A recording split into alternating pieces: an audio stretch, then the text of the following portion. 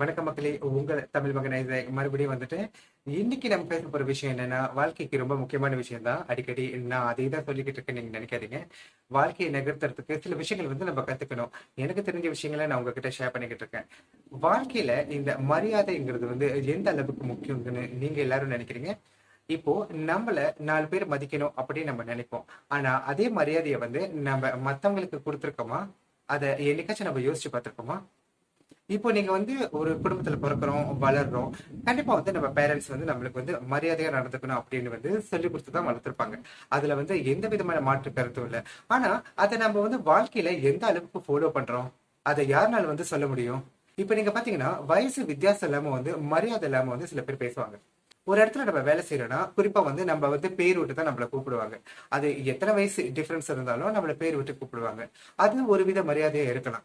ஆனா இப்போ ஒருமையில பேசுறத பத்தி நீங்க எல்லாரும் என்ன நினைக்கிறீங்க?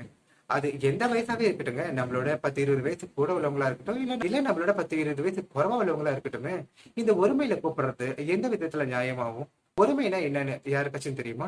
ஒருத்தர் அவன் அவள் சொல்றது தாங்க ஒருமைன்னு சொல்லுவாங்க. அது எந்த ரைட்ஸ் இருக்கு நம்மளுக்கு அவங்களை அப்படி கூப்பிடுறதுக்கு? ஒருவேளை அவங்க ஓகே, நீ என்னை அப்படி கூப்பிடலாம் அப்படின்னு சொல்லியிருப்பாங்களா? இது ஒரு புறம் இருக்கட்டும். கூப்பிடுறது அவங்களுடைய பர்சனல் அப்படின்னு சொல்லிட்டு கூட நம்ம அதை பேசாம இருக்கலாம். ஆனா சில பேர் அந்த எக்ஸ்பீரியன்ஸ்க்கு மரியாதை கொடுக்க மாட்டாங்க, அனுபவத்துக்கு மரியாதை கொடுக்க மாட்டாங்க. அவங்க வாழ்ந்த காலங்கள்ல நம்மளோட பெரியவங்க நிறைய விஷயங்கள் பார்த்துட்டு வந்திருப்பாங்க. நம்ம அளவுக்கு டெக்னாலஜி அவங்களுக்கு இல்லாம இருந்திருந்தாலும் அவங்க அளவுக்கு அவங்களுக்கு நிறைய அனுபவம் இருக்கும். நம்ம பார்த்து கத்துக்கிட்ட விஷயங்களை அவங்க அனுபவிச்சு கத்துருப்பாங்கிறத எத்தனை பேர் இங்க ஒத்துக்கிறோம்? நான் தான் பெரிய ஆளு, எனக்கு மட்டும் தான் எல்லாம் தெரியுங்கிற எண்ணம் இப்ப நீங்க பாத்தீங்கன்னா பரவலா நிறைய பேர்கிட்ட இருக்கு. அடுத்தவங்க கிட்ட நல்ல விஷயங்களை கத்துக்கிறது பெரிய விஷயமா நிறைய பேர் இப்ப நினைக்கிறது இல்ல. அதையும் தாண்டி மரியாதைங்கிற விஷயம் கொடுக்கறதே இல்லை. அது யாரா இருக்கட்டும், தெரிஞ்சவங்களா இருக்கட்டும், தெரியாதவங்களா இருக்கட்டும், ஒரு பொது இடத்துல இருக்கட்டும், 4 பேரை மதிச்சு நடந்தாதாங்க நம்மளுக்கு அந்த திருப்பி அந்த மரியாதை கிடைக்கும். எனக்கு மட்டும்தான் எல்லாம் தெரியும்னு சொல்றது எந்த விதத்துல நியாயமாகும்? கட்டுறது கைமண் அளவுங்க, கருளானது உலக அளவுன்னு சொல்லுவாங்க. அப்படி பார்த்தா எல்லாருமே கொஞ்சம் கொஞ்சம் விஷயம் தானே கத்துருக்கோம். நான் இந்த ஒரு ஃபீல்ட்ல ஃபேமஸா இருக்கேன், நான் இந்த ஒரு ஃபீல்ட்ல திறமையானவனா இருக்கேன்னா, அடுத்தவங்க மற்றொரு ஃபீல்ட்ல மற்றொரு விஷயத்துல திறமையா இருப்பாங்கிறத ஏன் நிறைய பேர் ஒத்துக்க மாட்டேங்கிறாங்க? தான் தான் பெரியவங்கிற ஈகோஸ்டிக் தாங்க இந்த மரியாதை இல்லாத தனத்தை காட்டுது.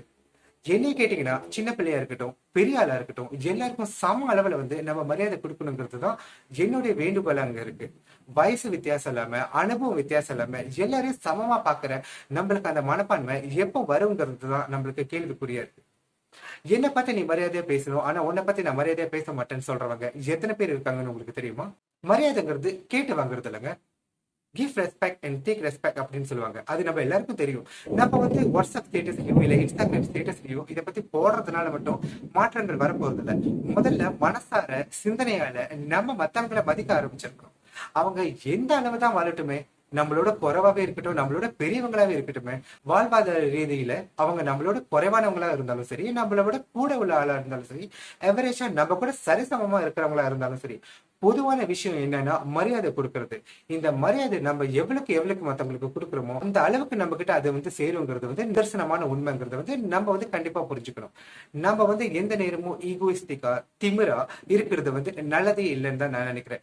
இந்த குணம் அடிப்படையா நம்ம மனசுல இருந்துச்சுன்னா தயவு செஞ்சு இதை நம்ம தூக்கி போட்டுறணும். எல்லாருமே ஈக்குவலா மதிக்கணுங்கிறது தாங்க முக்கியமான விஷயம், நம்ம எல்லாரும் புரிஞ்சுக்க வேண்டிய விஷயம். அப்படி என்ன பெரிய சாதனை பண்ணிட்டோங்கிறதுக்காக மத்தவங்களை நம்ம மதிக்காம போறோம்? நம்ம பெற்றோர்கள் நல்ல விஷயத்த நம்ம எல்லாருக்கும் சொல்லி கொடுத்துருப்பாங்க.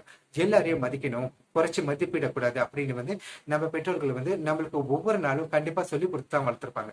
இதுல முக்கியமானது என்னன்னா, வீட்டுல உள்ள பெரியவங்களுக்கு மரியாதை கொடுக்கணும் அப்படின்னு தான் நம்மள சொல்லி வளர்த்துருப்பாங்க.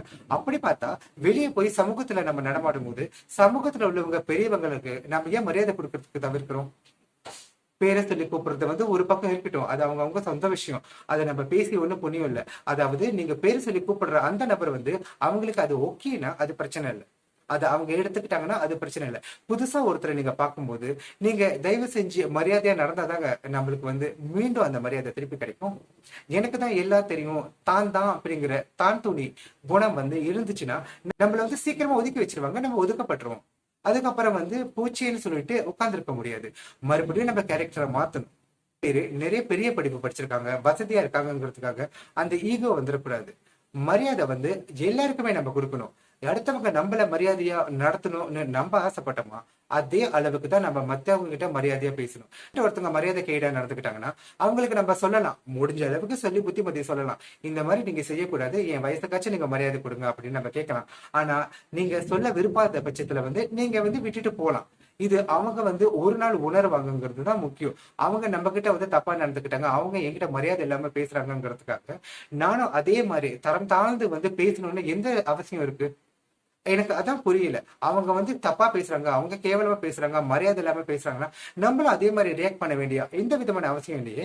நம்மளுக்கும் ஒரு டிக்னிட்டி இருக்கு, நம்மளுக்குன்னு ஒரு ஸ்டைல் இருக்கு, நம்மளுக்கு ஒரு மரியாதை இருக்குன்னா நம்ம அந்த மரியாதையை நாம தான் மெயின்டைன் பண்ணிக்கணும். மத்தவங்க யாரும் நம்மள தரம் தாழ்த்தி பேசுனா நம்ம அதே லெவலுக்கு போயிட்டு கேவலமா பேச வேண்டிய அவசியம் இல்லைதான் நான் நினைக்கிறேன். முதல்ல நம்ம வீட்டுல உள்ள பிள்ளைங்களுக்கும் சரி, இனி வரப்போற அடுத்த சந்ததியருக்கும் சரி, நம்ம மரியாதை எப்படி நடந்துக்கணும்னு சொல்லி கொடுக்கணுங்கிறது தான் ரொம்ப அவசியமான விஷயம். இது பள்ளிக்கூடத்துல மட்டும் இல்லைங்க, நம்ம வீட்டுல இருந்து தான் முக்கியமா ஆரம்பிக்கணும்.